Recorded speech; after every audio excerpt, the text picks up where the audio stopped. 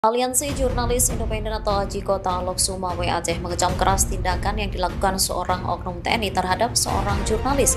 Pasalnya oknum tersebut merampas ponsel jurnalis saat menjalankan tugas di Aceh Utara pada Kamis 25 Desember 2025.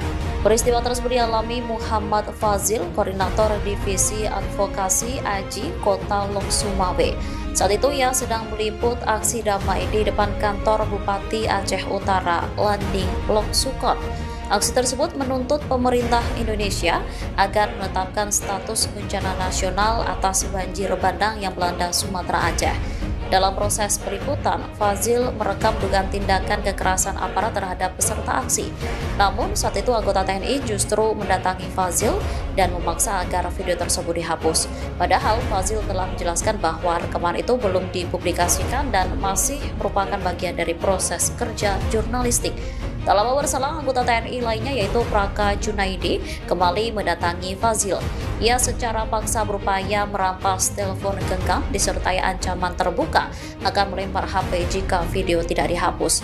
Akibat terjadi tarik-menarik, ponsel milik Fazil mengalami kerusakan dan tidak dapat digunakan. Ketua AJI Kota Lok Sumawe, Zikri Maulana, buka suara mengenai insiden ini. Ia menegaskan ancaman ini merupakan bentuk intimidasi kasar dan penyalahgunaan kekuasaan oleh aparat bersenjata terhadap warga sipil. Zikri menilai tindakan Praka Junaidi sebagai pelanggaran berat terhadap prinsip demokrasi, kebebasan pers, dan supremasi hukum.